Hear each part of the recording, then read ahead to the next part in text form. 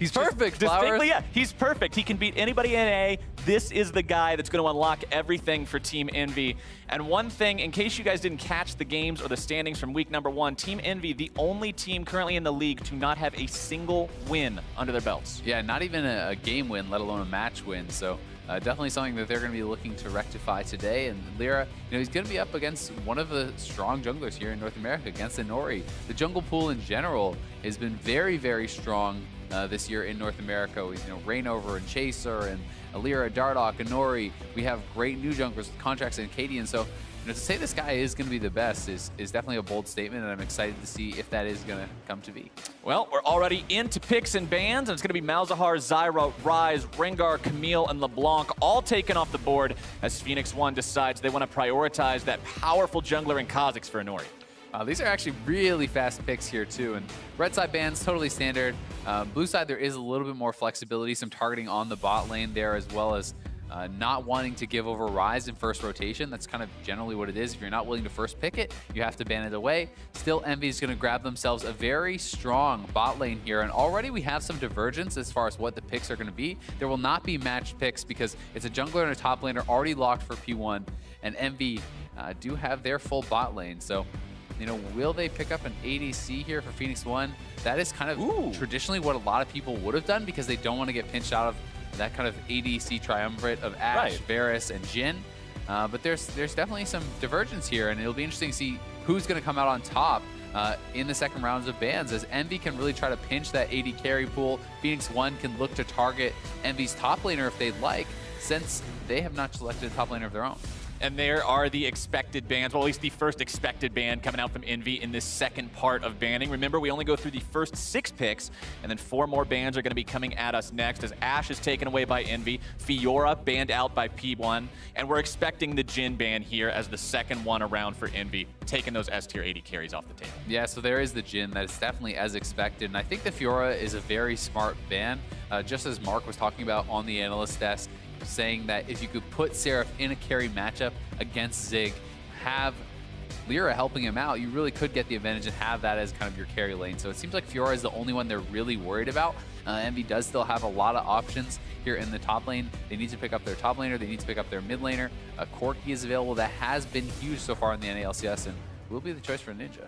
Looks like that's what's going to be Ninja's pick for his first time in NALCS 2017, actually playing his preferred role as opposed to having to play in the jungle. We've seen some awesome performances on Corki so far, not from EnVy particularly, but in the rest of NALCS, so showing that it's a pretty solid pick right now, as Arrow is going to be hovering over the Draven right now, but I don't think that's going to be what they actually go for. Nope, Orianna locked in. Yeah, Orianna will be the pick here. Definitely solid, should be a pretty even mid lane matchup. Corki obviously having the ability to kind of farm out really any lane, and I think Ezreal would make a lot of sense as far as a pick. There are a few different options. Ezreal, Caitlyn are kind of the 2 safest remaining AD carries. In my opinion, you can go the hyper carry route. You can do more utility based things like the Kalista. We've seen Piglet playing Twitch, so there are some options, but Ezreal going to be the choice, and it is a very safe one, so it makes a lot of sense. And now we really just have to find out, what does Seraph want to play? And Jace is available. That has been something that a lot of people have been prioritizing in both picks and the bans, but we have not seen too much success with it. Right, and Seraph, as somebody who plays the Jace, as somebody who plays those carry-style top laners as opposed to just more traditionally tanks, there was actually something I saw, it was a post earlier this week on Reddit where somebody was making like trading cards with the stats of all the top laners, and Seraph was putting up some great numbers, but like you said, failing to translate those into victories. Yeah, and that's kind of one of the things with Jace, at least in the North American LCS, it has been win lane, lose game. Right. And it's hard to sometimes translate that success on these non-tech champions into match victories, and Seraph, as a result, going to go with the Trundle here. Is definitely an advantageous lane matchup, and it's a lot kind of more straightforward as far as playing in the team fights and split push. So I think it's definitely a really solid pick. I'm surprised we haven't seen any Kennen really lately. Yeah, it's been something that has really been picking up in the LCK and on some of the other regions, and a lot of the North American top laners are playing it a ton in solo queue, so I have been kind of waiting to see that on-hit Kennen show up in the NALCS, but it's not going to be just yet. No, instead going to be opting into that Trundle, the traditional tank buster, and of course when the enemy team has a non-tank jungler, a non-tank support, and only one tank, Subjugate's pretty easy to pick a target for.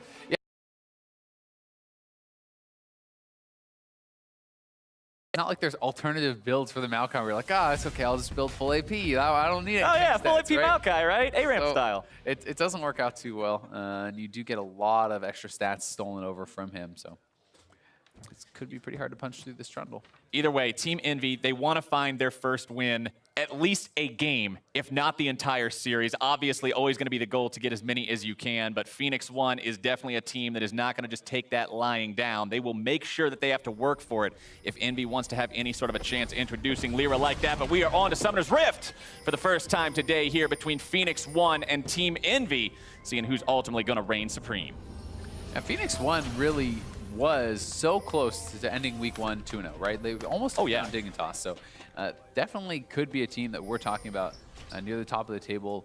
One thing that really did stand out there, though, was how much Zig got abused by Someday, right? And that is something that really was problematic for P1 and something that we're often going to see Envy look to exploit. When we look at how they played last year, a lot of it was trying to play through Seraph. He had a huge champion pool. He's a very strong carry player and is someone who can take over a game. And now having Lyra here with him, I'm going to be very interested to see where Lyra wants to focus his attention. Does he want to kind of go top lane, try to snowball this matchup, try to get Zig behind enough to unlock Seraph as this split-pushing beast? And, you know, that kind of goes back to one of the problems and the tendencies we saw from Envy in 2016, right? This was a team that often made a lot of plays with the top laner and the jungler and the mid laner, the 3 Koreans on the team, and then the bottom lane was just kind of, hey, do your thing, don't die, we'll try to carry.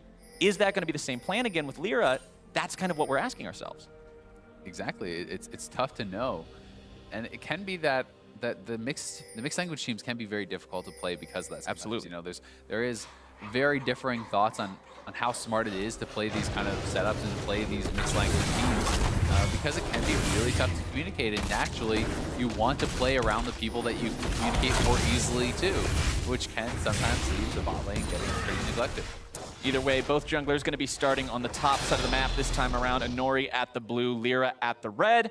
Top laners going to bump into each other there in the river just momentarily. Seraph hanging around. You can see the keystones there on the bottom part of your screen. Fervors of battle popping up on both Rek'Sai and Trundle and Ezreal as well. Oh my God. While the Warlord's Bloodlust on Varus as Zig gets a big old chunk taken out of that bar. Yeah, that is vicious as Seraph got so much damage down there. He did miss a couple CS to do it, so we'll see if it actually ends up being worthwhile. He needs to kind of translate that into something else because he lost more minions than his opponent and his wave is pushing towards Zig. So whether or not that was worth it will be determined by how well Zig's able to CS.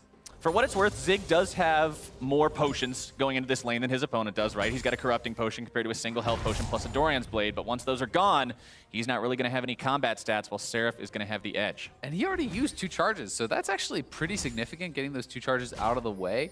You know, if Seraph can really kind of abuse this guy, you can look for those dives, you can look to try to really carve yourself out an advantage up here, and that's definitely something they're going to be trying to do.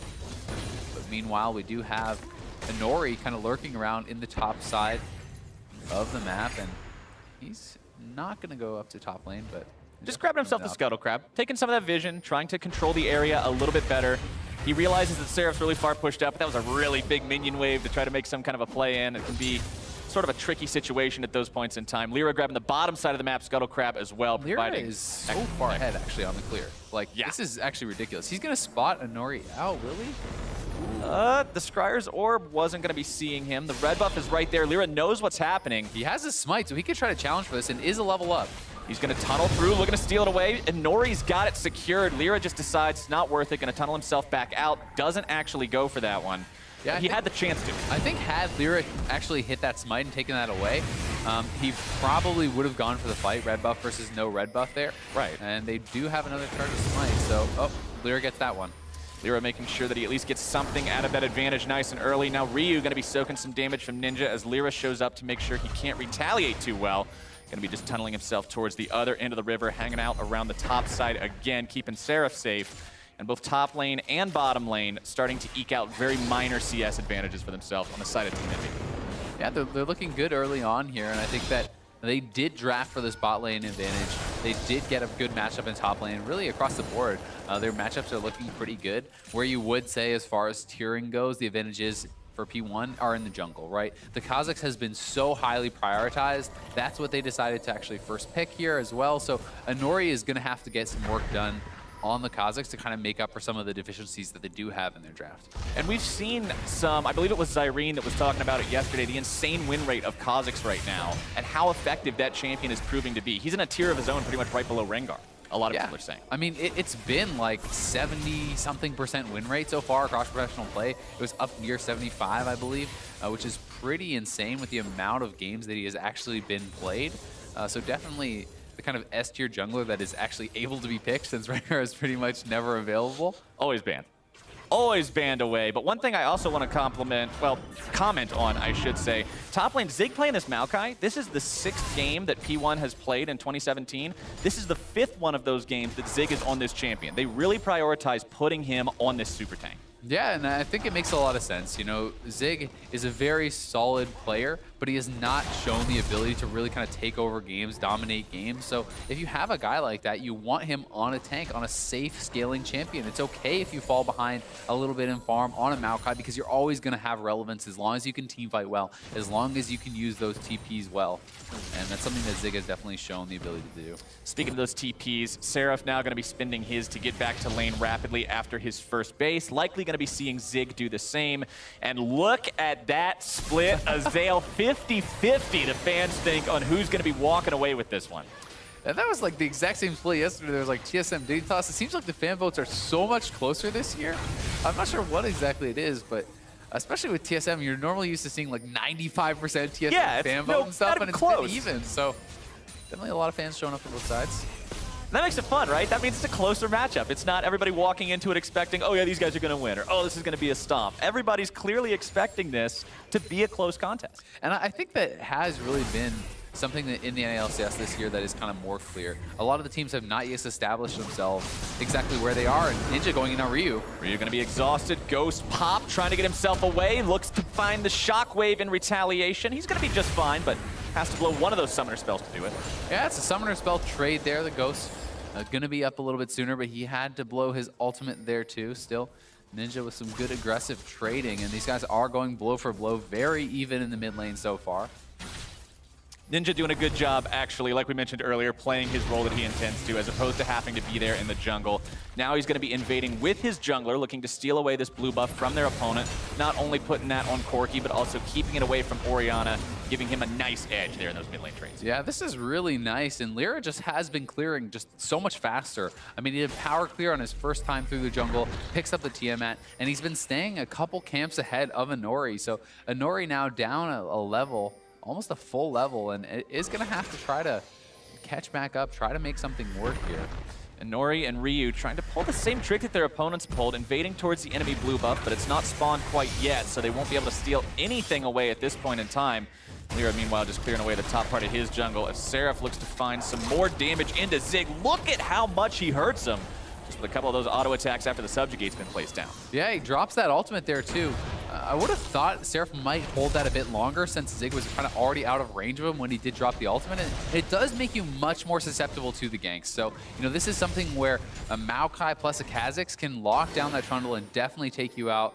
Some players do prefer to use the Trundle ultimate, even just for kind of laning dominance, though. It's like you use that, it heals you, it deals damage to them, pushes them out of lane, and that's what they're trying to hope to accomplish, as Zig is going to be forced to base, and Seraph will pick up a pretty significant CS lead as a result. And Nori looking to steal this blue buff away. Piercing arrow, not quite going to be able to prevent that. That was so very close. Apollo just almost made it happen. We saw him do a couple of similar moves, I believe, in week number 1, but now it's going to be P1 looking to grab themselves a very early Infernal Drake. This is the first Drake spawning this game. It's a very valuable one. Teams love to get that extra team fight damage, and Inori looks like he's going to grab that one with the help of Adrian. Pretty much no contest to Envy, not moving anybody around Lyra's top side. Yeah, Lyra was trying to help get that turret damage down. They really are focusing their attention on the top side of the map, taking away the blue from that side of the map, trying to establish dominance there now for Seraph, as Zig had to base, didn't have his TP, and they took that time to really get damage down on the turret. So it's a great move from P1 to take that Infernal Dragon, but obviously the trade from Envy is only going to pay off if they can get that first turret for Seraph and really snowball the top lane. Package is also available right now on Ninja. Of course, the thing about Corki is once you pick it up, you've only got a limited window of time to use it, so we'll have to see if he can get anything big out of that, any sort of a big payoff. Sometimes it's hard to do as Ryu's going to be finding him taking down that control ward, and he just uses it to get out of town, make sure he stays safe. Guess the payoff is only a pink ward, which is better than nothing. But I mean, it's better than nothing. He was obviously hoping to go bot. The Vision Ward did spot him out there, so is going to take down the ward and escape. Not a big deal. It's a good thing P1 got that Infernal Drake that they got as well, because they're actually down over 1,000 gold just from the passive farming advantages that have been compiled by EnVyus at this point. I mean, just look at the CS in the jungle and in the top lane. That's really where there are the big differences right now. It's actually quite significant for Seraph and Lyra, and Lyra is looking solid so far in his debut, although all he has really done is power farm. He is making that work, and that is a style that you can play. If you're going to go for a power farming style, it puts the pressure on your opponent to make something happen. If Inori does not want to match that, he must make ganks work, or he just falls behind by nature of the game.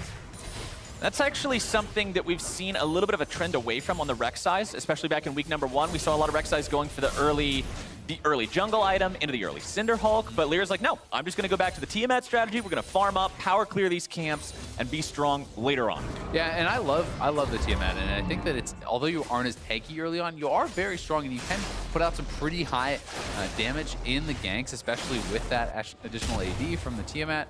And now we do see Lyra back towards top side again, and Nori up there as well. Seraph is just trying to ignore Zig and work on this turret.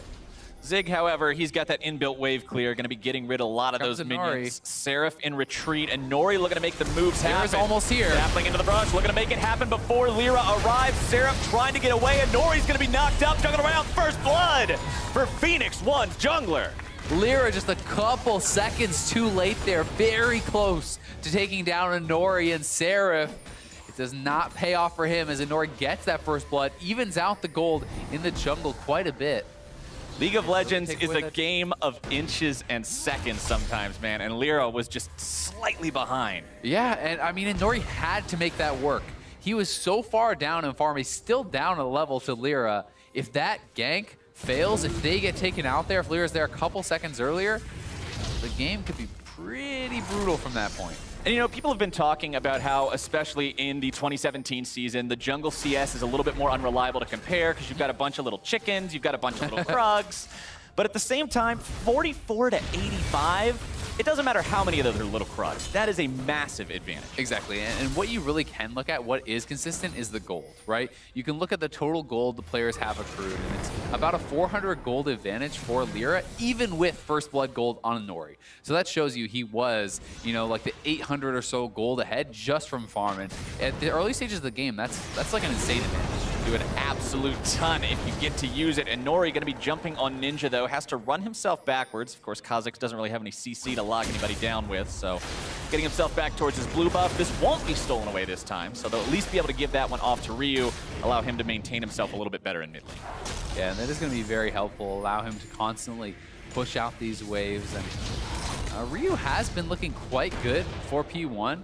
Had some really nice standout games, and he's a guy who is able to play a lot of different types of champions as well. We haven't seen him bring out too many of the assassins, but he was known in the EU LCS for his assassin play. He can play the control mages. He really can do a bit of everything. And he's going to be a solid addition for And P1.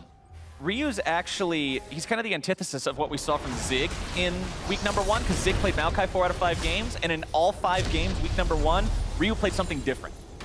And having a player like that makes it a lot harder to do the draft phase against, because you can't really target him. You don't even know what he wants to play. And even if you do ban someone out, if they have 4, 5, 6 champions that they're happy to play in different matchups, you don't get a big advantage from targeting their champion pool.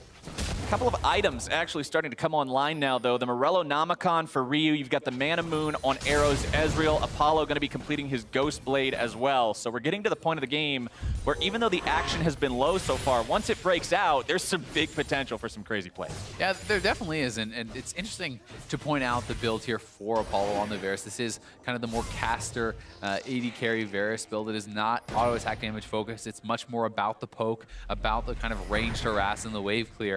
And it's really kind of nicely matched with Ninja on the Corki because you have this double AD carry team, you have consistent damage coming out from him, and you also have Trundle, who's going to help to shred through that Maokai, who's going to give the additional kind of armor pen and magic pen for these AD carries to kill him, because a lot of the time, one of the criticisms of this build is that it cannot deal with the super tanks. It can't deal with the likes of Maokai, but in combination with the Corki and the Trundle ultimate, it's going to make it a lot easier. It kind of goes back to what we were talking about in Champion Select. When you've only got one tank and you're up against a Trundle, you're essentially running a no-tank composition in those team fights.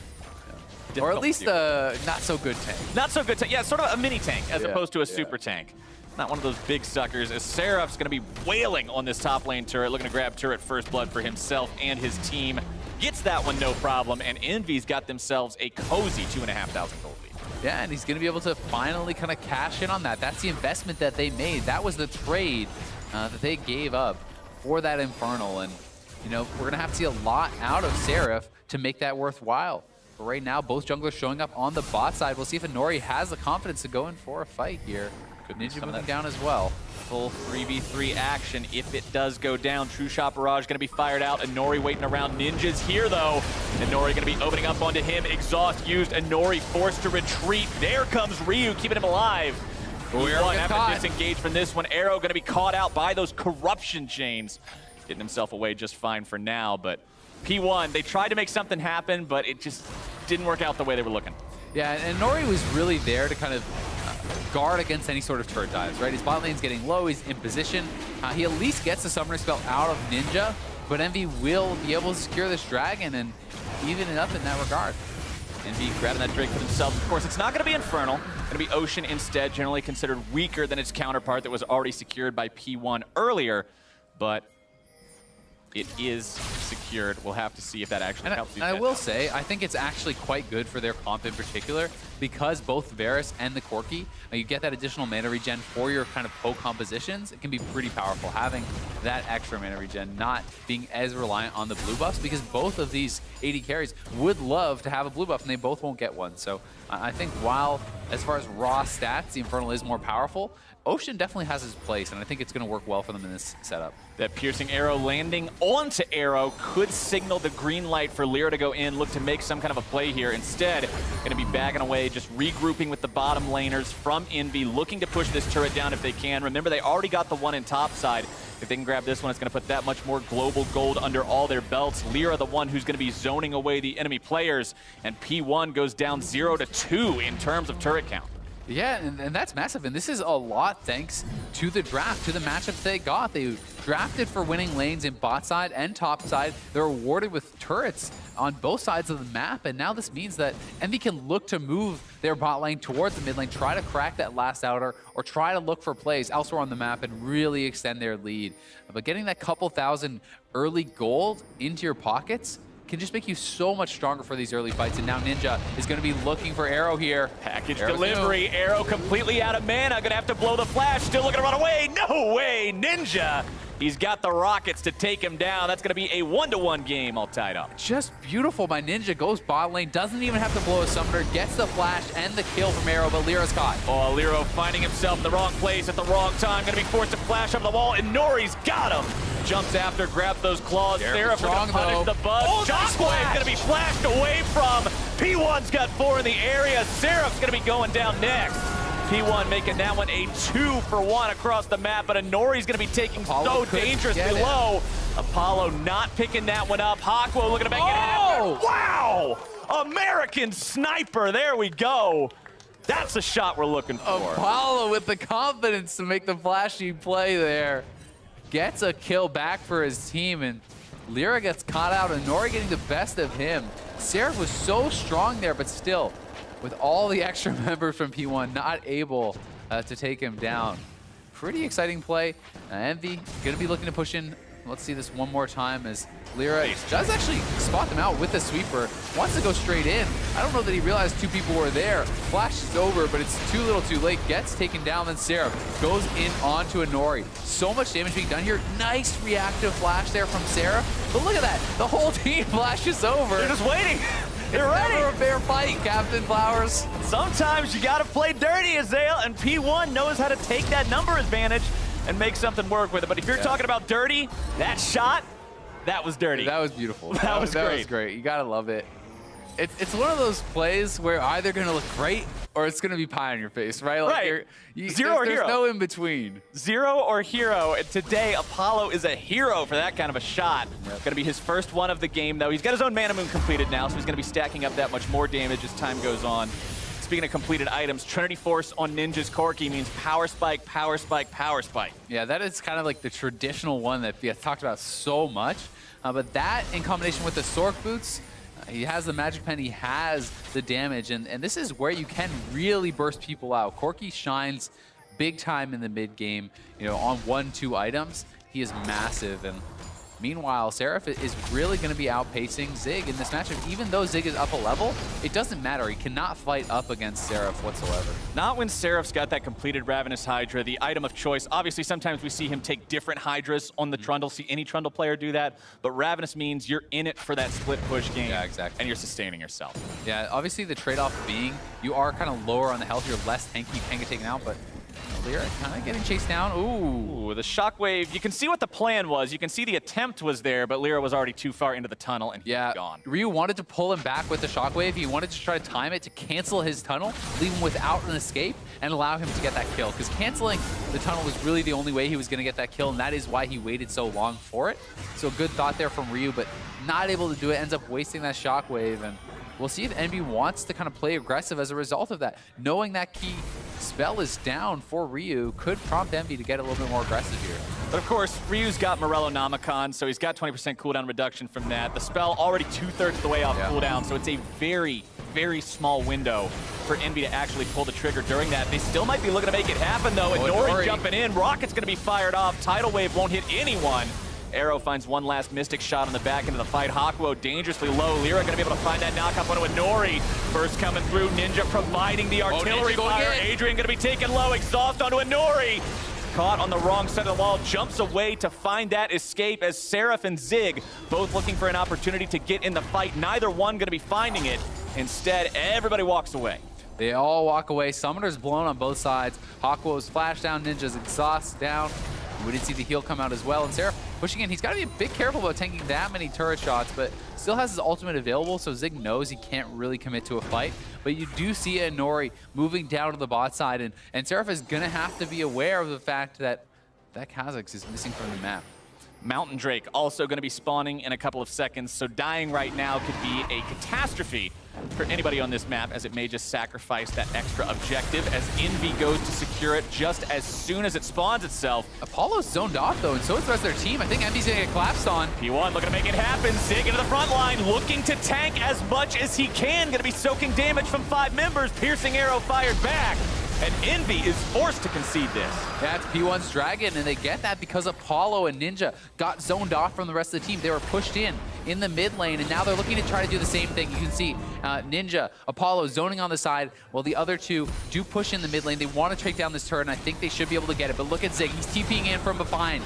P1 wants to punish for this if they can. Apollo is still very far forward. Zig coming up from the side. Pillar going to be used to stop that engage potential as EnVy grabs the turret and gets out. They get the gold advantage once again, but P1 does have the 2 big ticket Drakes, and we'll see if they can get anything back from that. Ninja going to be able to collect a massive wave that has been building up here in the top lane as well. So the gold lead just going to get that much bigger for them. 3,000, well, 3,500 gold is definitely a nice gold lead for yourself, but it's only 23 minutes into the game. P1 has obviously shown they're still looking to pull the trigger and be the ones making the plays, even if EnVy are slightly ahead. Iceborne Gauntlet now also going to be completed for that Trundle, so more tankiness, more trade efficiency, more power in that split push. Yeah, and the CDR is really big for Trundle here too. Just being able to kind of spam out that Q that much more often, having the ultimates up that much more often, really does make you a huge threat. Because when your ultimate is down as Trundle, you're massively weaker. Not only are you losing out on the additional tank stats and the health drain, but your opponent's going to be stronger as a result as well. So you definitely want to have that up for pretty much every single major engagement. And while P1 is behind in gold, they're not so massively behind that they couldn't make something happen. They still can look for plays, especially now with the death cap being completed for Ryu. His Shockwave is going to pack a real punch, and if you can catch that onto Apollo or Ninja, any of those key members, they could be going down in a hurry. Ninja does have the package up and running, though, or at least he did when the camera was on him just a moment beforehand. They're going to be looking to use that one if they can, but of course the timer is running out, down to about 1/6 of that time left. Probably not going to find any sort of an opportunity to use it this time around either. Yeah, and probably just going to dump it out here if he uses it at all, but they are looking to push it on the top side. Oh, Shockwave on Juke Lyra. out the Shockwave. It's going to be fighting Lyra instead, who's taken low and taken down. Inori grabbing that kill as Ninja is now without Valkyrie, without package. Going to be looking to turn it around onto Inori. Piercing arrow finding its way out. Inori's going to be picked off instead. Two dead on the side of Can they chase him P1. down? Zig alone, running away from the rest of Envy. Seraph hunting this one down as quickly as he can. Pillar. Trying to get the pillar, gonna be able to find it.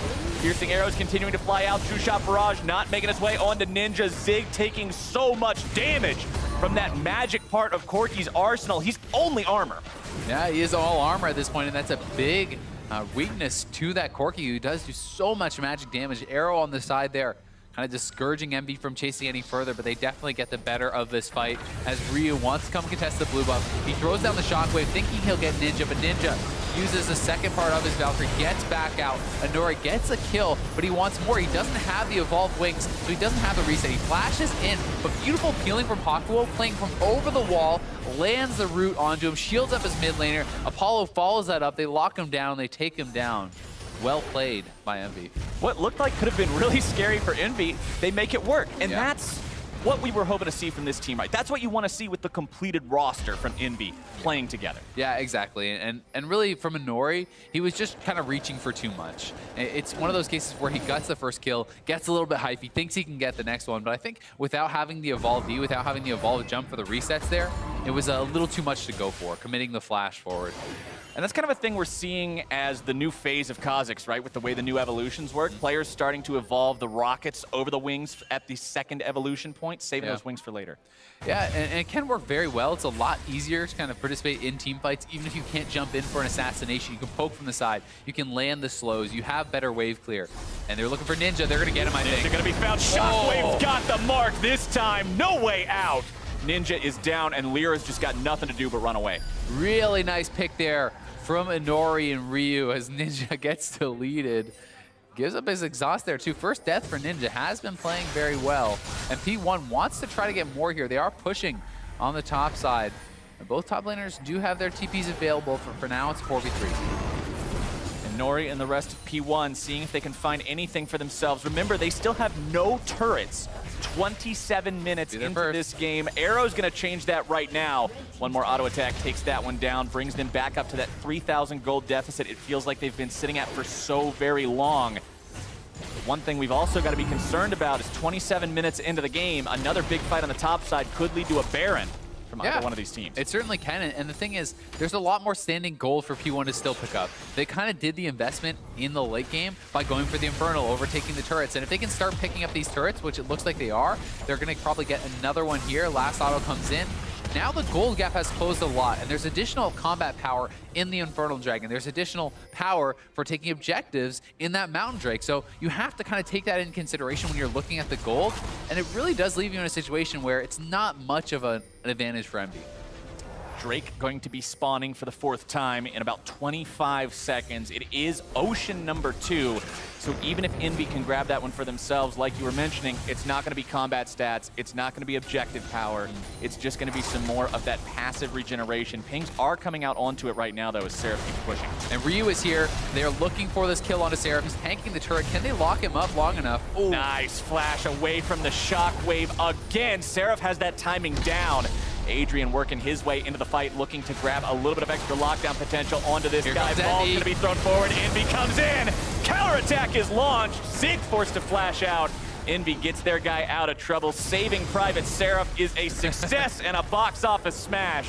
And these guys are walking over, looking to take Ocean Drake for themselves now. A lot of resources were expended by Phoenix1, looking to grab that kill that they could not find. Seraph has no subjugate, though. That's a big frontliner that's not going to be available. Lyra stuck in the pit, going to be forced to tunnel out, and Nori taken low. Dragon also, though, secured by P1. Fight still ongoing. Zig going to be looking to tank. Ninja gets himself back. Lyra tunneling backwards as well. EnVy You trying to almost fight has back his for shockwave. this. They're trying to wait for it. It's just about to come up now. Nori gets himself back over the wall. Lyra still looking to make something happen. Decides to go after a Nori, but they got to watch out. Ninja's going to be Valkyring forwards. Ryu's got the ultimate, but he's going to be taken very, very low. Seraph's still looking to chase these guys down. Mantra Inspire going to be used. EnVy wants the dive. Health bars for P1 are so low, but the dive is risky. Lyra's going to be caught out and destroyed. And Nori grabbing the kill credit for that one as the push continues from Team EnVy. Onto the tier 2 they go. Rocket's going to be flung out into the minion wave. A nice shot from Apollo.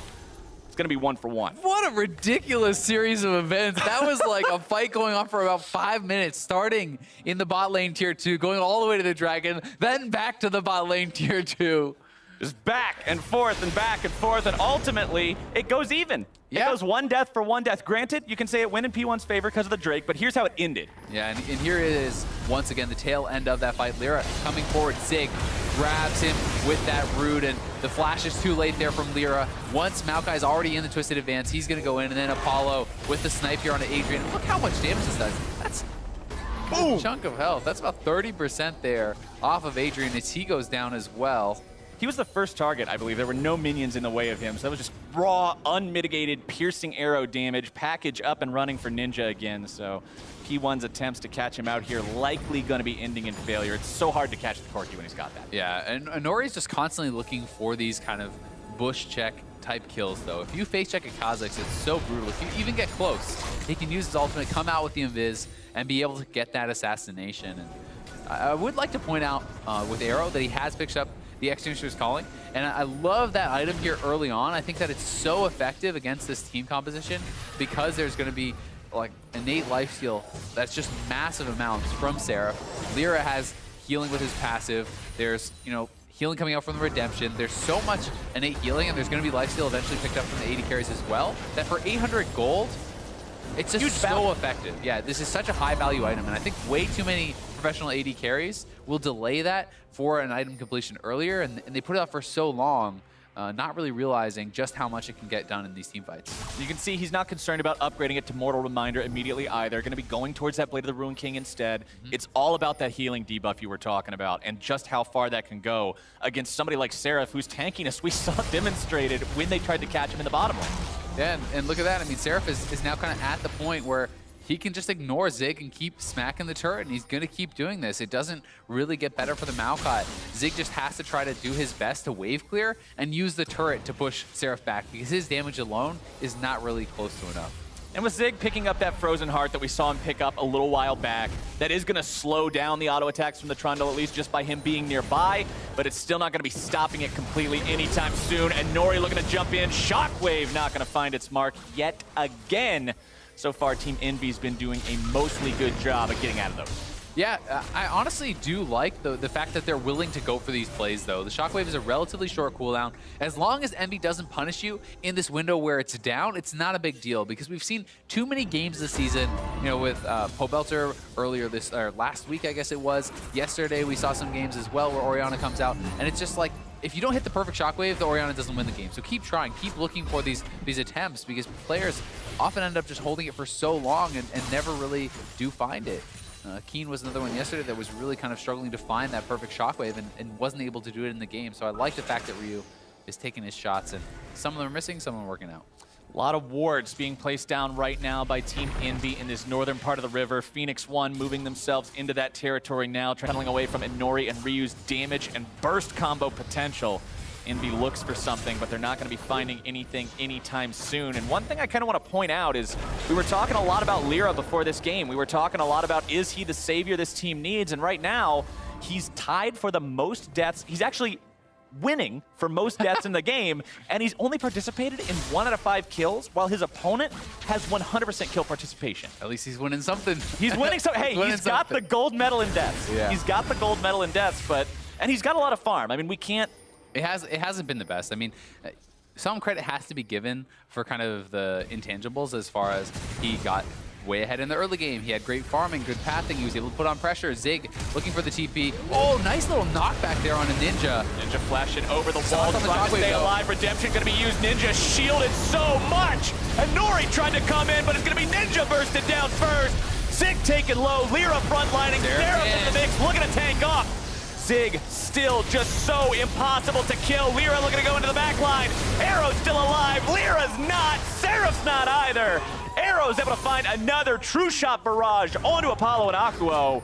Envy loses 3, and P1 is hanging around right near the Baron pit, but those arrows are dissuading them from going any further. And they are very low. I don't think they're going to make the risky call. They could base and still go right back to it because the res timers are quite long, but that fight was just at such a bad angle for Envy. It felt like they really wanted to force it. We were trying to fight through a choke into the Orianna, and it was just never really going to work. They tried to get Lyra and Seraph into the back line as well, but Zig was just in such a perfect position. He was just right in the middle of the entire fight. There was nothing they could do about it. That's exactly where you want to see your Maokai as P1 deciding that this is going to be their Baron attempt. Apollo popping the Ghost Blade. Arrows are going to be firing off. Tries to work his way in here. Takes Ryu down very, very low, but it does not matter. Secured Baron Nashor for Phoenix1. It just dies way too fast to the Kazakhs with all this damage coming in as well. And here's the fight one more time. You can see this nice little smash onto Ninja, the root right out of that. Flash over from Ryu. He actually was exhausted for that shockwave. Otherwise, the fight could have gone a lot worse for Envy. But Ninja does eventually go down. And there's low health bars, so they kind of get baited back into this fight. Seraph goes in. But look at the positioning of Arrow. Arrow was just free-firing almost the entire fight. Now they flash forward to commit onto him, but he still has the summoners available. And Apollo, he's not really able to get involved. He's not getting auto attacks out. He's just sitting in the back shooting out Qs while the opponents are getting 3 damage the whole time, and now the Elder Dragon is gone. You thought a Baroned up Phoenix1 was scary? How about a Baroned up plus Elder Dragon with 3 base Drakes? Scary. Yeah, it's brutal, man, and it just feels like it's the same old story for Envy. They get ahead, and it's slowly slipping away from them. Slowly but surely, I think it's going to be so hard for them to defend the base on this push with Elder plus Baron plus a lot of poke. Huge amounts of item completions coming in for the team of Phoenix1 now too. You can see 3.5 items on Ryu. If he lands a shockwave, someone is going to get popped. Arrow going to be forced to jump himself away. And Phoenix1, they're not even bothering with the 4-1 split push you normally see with Baron. They are just 5-man running it down mid, looking to brute force this, and they will successfully do so. Turret going to be taken down. Zig starting off the fight, and Nori looking to make the play onto Ninja. Going to be Valkyring away from that one. Rockets fired back. Zig still in the front line, unafraid of anything. Inhibitor going to be soaking damage, and Arrow will take that one out. Big minion wave pushing up bottom lane as well. An easy rotation for Phoenix1 to pick their next target. Exactly. They're going to go right down to bot lane, pick up more and more of this gold. Looking really solid here, and I think it's the right choice. You force that. Don't go to the 4-1. Don't allow Seraph to have the isolated 1v1, but oh my god, look at that poke on the Arrow. That seriously stings. Arrow, though, he's got plenty of shields coming out from Ryu, keeping him nice and safe. Heal's going to be flowing in from Adrian as well as these enchanted cannon minions continue firing. Shockwave onto 2. Ninja going to be forced to Valk back. Keeps himself alive, but he can't say the same for that turret. Another advantage for P1 as they've been behind this whole game, but now they're up 2K. Yeah, they are finally up. They're going to go back, buy up, and going to have a lot of gold to spend here. And they still do have a good amount of time on the Baron buff. About a third of the time is remaining for that Baron buff, so they can go topside, try to get the last outer, or try to get something else done, you know, try to divide up into the split push. So we'll see what their choice is going to be here. But I really liked the choice there to just group up, brute force it, knock down some of those turrets.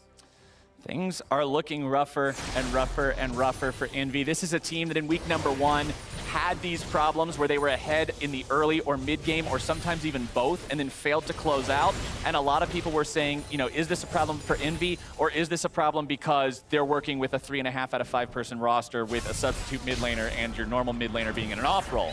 But now we're seeing those same problems again with the full 5-man squad. And it is early in the season, and they haven't had the practice because they had to have that roster. So you are seeing signs of what this roster could be, but for now, it is definitely P1 in the advantage, and Nori on the side poking with those Void Spikes.